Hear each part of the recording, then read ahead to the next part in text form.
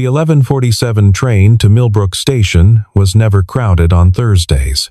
Ethan Cole had learned that the hard way 2 winters ago, when he'd missed the 11:47 and caught the 12:15 instead, packed shoulder to shoulder with strangers, standing the whole 40 minutes back to his stop, feet screaming inside boots that needed resoling. After that, he'd built his entire schedule around that train, 14-hour days, sometimes 15, ending precisely at 11:31, so he could walk the 3 blocks to the platform and claim the last row of seats on the left side, the ones near the heating vent. Tonight, the system had refused to cooperate. The Brennan job, a '09 Silverado with a busted differential, and a client who'd called 4 times in 6 hours had run long. Then the delivery route. Then the flat tire on Raymond Kowalski's Subaru, discovered at 10:45, which Ethan couldn't in good conscience leave half done because Raymond was 67 and drove to dialysis 3 times a week, so he'd stayed. He always stayed. Now it was 11:44, and Ethan was running. Not the clean, purposeful run of a man in good shape.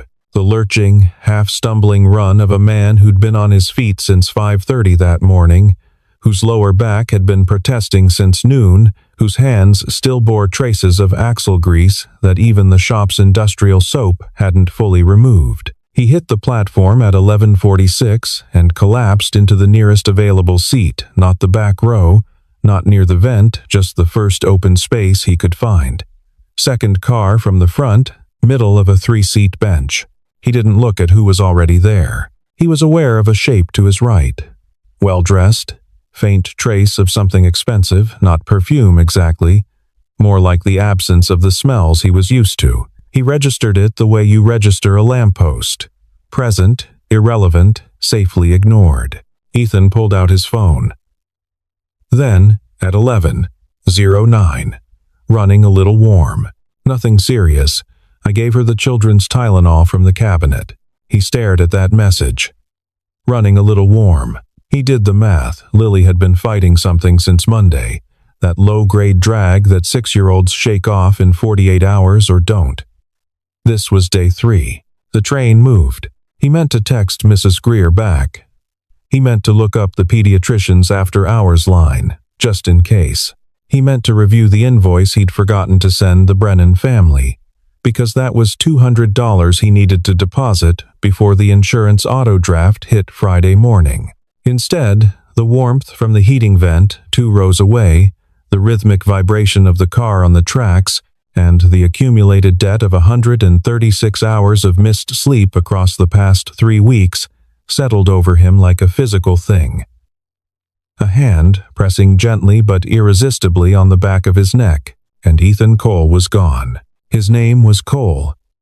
Ethan James, born October 3rd in a county hospital in western Pennsylvania. The second son of a plumber and a school librarian.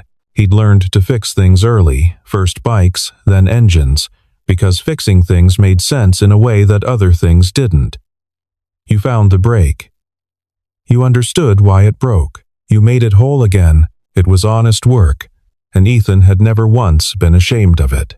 He had married Claire Whitmore 8 years ago in a ceremony so small that his brother Danny had called it a rehearsal for the real wedding. There had been no real wedding.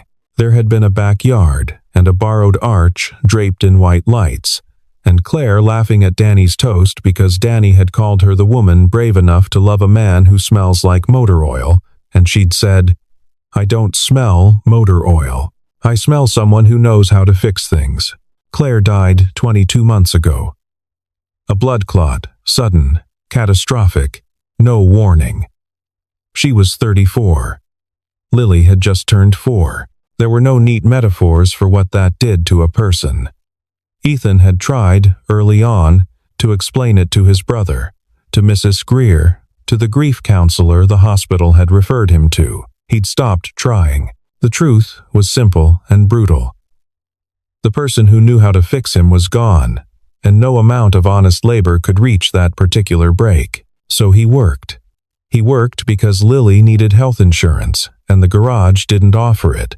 So he freelanced on the delivery platform to cover the premium. He worked because the apartment lease came due every first of the month without sentiment or grace periods. He worked because at 5:30 in the morning, before Lily woke, when the apartment was dark and entirely quiet, work was the only thing that stood between him and the specific gravity of his own grief. He was, on the night of January the 19th, 38 years old, and utterly, profoundly exhausted. He smelled faintly of engine oil and cold air, and the particular tiredness that accumulates not in days but in months, the tiredness that lives in the body's deep tissue, that no single night of sleep can cure. He had stopped noticing it himself. It was simply the weather of his life now, the climate he operated in. His hair needed cutting.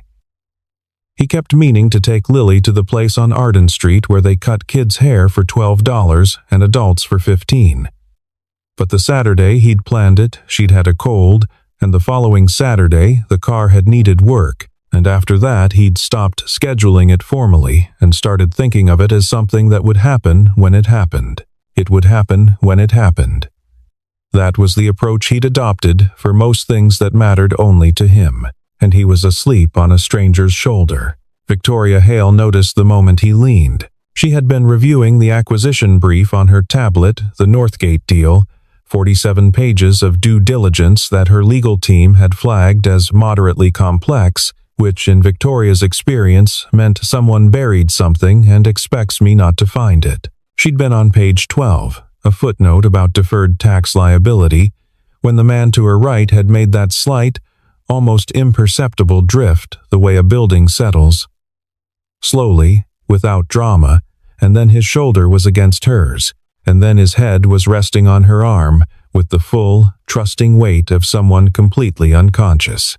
The cabin noticed before she did. She caught the woman across the aisle, late 40s, camel coat, reading glasses pushed up on her forehead go absolutely rigid, eyes fixed on Victoria with an expression that mixed horror and anticipatory theater in roughly equal measure. 2 seats forward, a young man in a courier jacket turned around slowly, phone held at an angle that was definitely capturing video. 3 other passengers had gone so still that the rattling of the train car became suddenly conspicuous. Victoria was aware of her own assistant, Marcus, seated 1 row ahead, who had half risen from his seat and was now making eye contact with her over his shoulder with an expression she knew well. It was the expression he deployed when something required her executive intervention, delivered with the specific urgency